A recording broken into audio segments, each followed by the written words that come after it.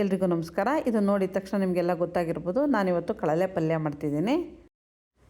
ಕಳಲೆನ 3 ದಿನ ನೀರಿನಲ್ಲಿ ನೆನೆಸಿಟ್ರೆ ಕಹಿ ಕಡಿಮೆ ಆಗುತ್ತೆ ಮತ್ತು ಸ್ವಲ್ಪ ಮೃದು ಆಗುತ್ತೆ, ಬೇಗ ಬೇಯುತ್ತೆ.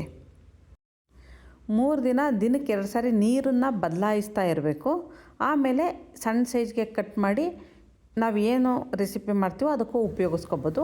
ನಾನೀಗ ಇದನ್ನು ಕಟ್ ಮಾಡಿ ಕುಕ್ಕರ್ನಲ್ಲಿ ಅದು ಮುಳುಗೋವಷ್ಟು ನೀರು ಹಾಕಿ 3 ವಿಷಲಿಂದ 4 ವಿಷಲ್ ಕೂಗಿಸ್ತಿದ್ದೀನಿ.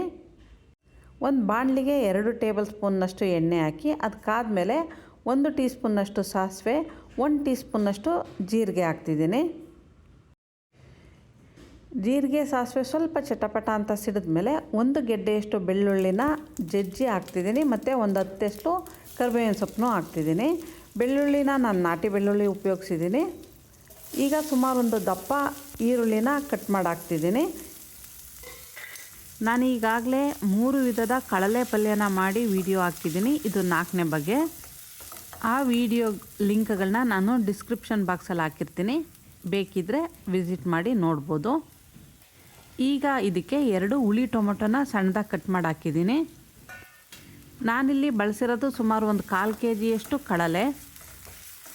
ಕಳಲೆನ ವರ್ಷದಲ್ಲಿ ಒಂದು ಸಾರಿನಾದರೂ ತಿನ್ನಬೇಕು ಅಂತಾರೆ. ಇದು ರಾ ಕಳಲೆನ ಸ್ವಲ್ಪ ಬಿಡಿಸೋದೆಲ್ಲ ಕಷ್ಟ ಇರುತ್ತೆ. ಅದನ್ನು ನಾನು ಮೊದಲನೇ ವಿಡಿಯೋದಲ್ಲಿ ಯಾವ ರೀತಿ ಬಿಡಿಸೋದು ಎಲ್ಲ ಹಾಕಿದ್ದೀನಿ. ಕೆಲವು ಕಡೆ ಬಿಡಿಸಿಟ್ಟಿರೋದೇ ಕಳಲೆ ಸಿಕ್ಕತ್ತೆ. ಈಗ ನಾನು ಇದಕ್ಕೆ ಟೊಮೊಟೊ ಎಲ್ಲ ಸ್ವಲ್ಪ ಬೆಂದ ಮೇಲೆ ಬೇಯಿಸಿಟ್ಟಿರೋ ಕಳಲೆನ ಹಾಕ್ತಾಯಿದ್ದೀನಿ. ಇದು ಸ್ವಲ್ಪ ಬೇಯೋದು ನಿಧಾನ ಆಗೋದ್ರಿಂದ ಒಂದು 3ರಿಂದ 4 ವಿಷಲ್ಲಾದರೂ ಕುಕ್ಕರಲ್ಲಿ ಕೂಗಿಸಿದ್ರೆ ಮೆತ್ತಗೆ ಬೇಯುತ್ತೆ. ಕೆಲವರು ಈ ಕುಕ್ಕರಲ್ಲಿ ಬೇಯಿಸಿದ್ದು ನೀರನ್ನು ಚೆಲ್ಲಿ ಬರೀ ಕಳಲೆ ಮಾತ್ರ ಉಪಯೋಗಿಸ್ತಾರೆ. ನನಗೆ ಇದ್ರ ನೀರಿದ್ದರೆ ಇದ್ರ ಪಲ್ಯದ್ದು ಗಮಲು ತುಂಬ ಚೆನ್ನಾಗಿ ಬರುತ್ತೆ ಅಂತೇಳಿ ನೀರು ಸಮೇತ ಪಲ್ಯಕ್ಕೆ ಹಾಕ್ತೀನಿ. ಈಗ ಇದಕ್ಕೆ ರುಚಿಗೆ ಬೇಕಾದಷ್ಟು ಉಪ್ಪು ಹಾಕಿದ್ದೀನಿ. ಕಳಲೆಗೆ ಉಪ್ಪೆಲ್ಲ ಚೆನ್ನಾಗಿ ಹತ್ಕೋಬೇಕು, ಹಾಗಾಗಿ ಇದನ್ನು ಉಪ್ಪು ಹಾಕಿದ ಮೇಲೆ ಒಂದು 5 ನಿಮಿಷನಾದರೂ ಬೇಯಿಸಬೇಕು. ಇದೆಲ್ಲ ಚೆನ್ನಾಗಿ ಬೆಂದಿದೆ. ಈಗ ಇದಕ್ಕೆ ಮಸಾಲೆಗಳ್ನ ಹಾಕಬೇಕು. ಈ ಪಲ್ಯ ರೊಟ್ಟಿ ಚಪಾತಿ ಜೊತೆ ತಿನ್ಲಿಕ್ಕೆ ಚೆನ್ನಾಗಿರುತ್ತೆ. ಕಳಲೆ ತಿನ್ನೋದ್ರಿಂದ ಕಿಡ್ನಿನಲ್ಲಾಗೋ ಸ್ಟೋನ್ ಎಲ್ಲ ಹೋಗುತ್ತೆ ಅಂತ ಹೇಳ್ತಾರೆ. ಈಗ ಇದಕ್ಕೆ 1 ಟೇಬಲ್ ಸ್ಪೂನ್ನಷ್ಟು ಖಾರದ ಪುಡಿ, 1 ಟೇಬಲ್ ಸ್ಪೂನ್ನಷ್ಟು ಸಾಂಬಾರು ಪುಡಿ ಹಾಕ್ತಿದ್ದೀನಿ. ಖಾರದ ಪುಡಿನ ನಿಮ್ಮ ಟೇಸ್ಟಿಗೆ ಎಷ್ಟು ಬೇಕೋ ನೋಡಿ ಹಾಕ್ಕೋಬೋದು. ಇದಕ್ಕೀಗ 2 ಟೀ ಸ್ಪೂನ್ನಷ್ಟು ಕುರ್ಷಾಣಿ ಪುಡಿ ಹಾಕ್ತಿದ್ದೀನಿ. ಕೆಲವು ಕಡೆ ಹುಚ್ಚಳ ಪುಡಿ ಅಂತಲೂ ಹೇಳ್ತಾರೆ. ಇದ್ರದ್ದು ವಿಡಿಯೋ ನಾನು ನನ್ನ ಯೂಟ್ಯೂಬ್ ಚಾನಲ್ನಲ್ಲಿದೆ, ಬೇಕಾದರೆ ನೋಡ್ಬೋದು. 1/4 ಟೀ ಸ್ಪೂನ್ನಷ್ಟು ಅರಿಶಿನ ಹಾಕ್ತಿದ್ದೀನಿ. ಇಷ್ಟನ್ನು ಚೆನ್ನಾಗಿ ಮಿಕ್ಸ್ ಮಾಡಿ ಸಣ್ಣೂರಿನಲ್ಲಿ ಕುದಿಸ್ತಾ ಇರಬೇಕು. ಮಸಾಲೆ ಪುಡಿ ಎಲ್ಲ ಹಾಕಿದ ಮೇಲೆ 1ರಿಂದ 2 ನಿಮಿಷ ಕುದಿಯುತ್ತೆ. ಆಮೇಲೆ ಇದಕ್ಕೆ 1 ಇಡಿಯಷ್ಟು ಫ್ರೆಶ್ ಆಗಿ ತುರಿದಿರೋ ಕಾಯಿ ತುರಿ, ಸ್ವಲ್ಪ ಕೊತ್ತಂಬರಿ ಸೊಪ್ಪು ಹಾಕ್ತಾಯಿದ್ದೀನಿ. ಕೊತ್ತಂಬರಿ ಸೊಪ್ಪು ಕಾಯಿ ತುರಿ ಹಾಕಿದ ಮೇಲೆ ಚೆನ್ನಾಗಿ ಕುದಿಬೇಕು, ಇಲ್ಲಾಂದರೆ ಬೇಗ ಕೆಟ್ಟೋಗುತ್ತೆ. ಕಾಯ್ದು ರಸ ಎಲ್ಲ ಈ ಪಲ್ಯದಲ್ಲಿ ಬಿಟ್ಕೊಂಡು ಪಲ್ಯ ಟೇಸ್ಟ್ ಚೆನ್ನಾಗಿ ಬರುತ್ತೆ.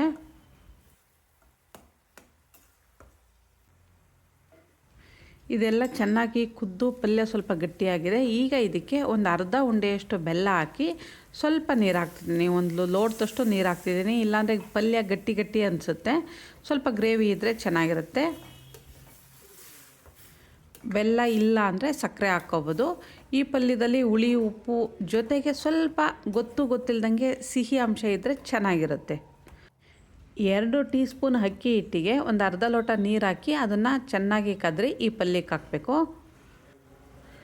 ಇದನ್ನು ಹಾಕಿದ ಮೇಲೆ ಒಂದು ಅರ್ಧ ಲೋಟದಷ್ಟು ನೀರು ಹಾಕಿ ಚೆನ್ನಾಗಿ ಕುದಿಸ್ಬೇಕು. ಗ್ರೇವಿ ಈಗ ಚೆನ್ನಾಗಿ ಬರುತ್ತೆ ಮತ್ತು ಈ ಪಲ್ಯ ಎಲ್ಲ ಚೆನ್ನಾಗಿ ಹೊಂದ್ಕೊಳುತ್ತೆ. ಇದೆಲ್ಲ ಈಗ ಚೆನ್ನಾಗಿ ಕುದೀತಾ ಇದೆ. ಒಂದು 5ರಿಂದ 6 ನಿಮಿಷ ಚೆನ್ನಾಗಿ ಕುದಿಸಿದ ಮೇಲೆ ಸ್ಟವ್ ಆಫ್ ಮಾಡಿ ರೊಟ್ಟಿ ಚಪಾತಿ ಜೊತೆ ತಿನ್ಬೋದು.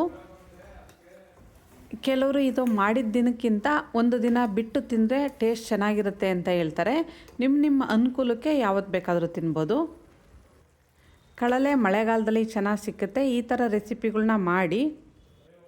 ಈ ರೆಸಿಪಿ ನಿಮ್ಗೆ ಇಷ್ಟ ಆದರೆ ಲೈಕ್ ಮಾಡಿ, ಶೇರ್ ಮಾಡಿ. ನನ್ನ ಚಾನಲ್ಗೆ ಸಬ್ಸ್ಕ್ರೈಬ್ ಆಗದಿದ್ದರೂ ಸಬ್ಸ್ಕ್ರೈಬ್ ಆಗಿ ಪಕ್ಕದಲ್ಲಿರೋ ಬೆಲ್ ಐಕಾನ್ನ ಪ್ರೆಸ್ ಮಾಡಿ. ಬೆಲ್ ಐಕಾನ್ನ ಪ್ರೆಸ್ ಮಾಡೋದ್ರಿಂದ ನಾನು ಹಾಕೋ ವೀಡಿಯೋಗಳ್ದು ನೋಟಿಫಿಕೇಷನ್ ನಿಮಗೆ ಬೇಗ ಬರುತ್ತೆ. ನಮಸ್ತೆ.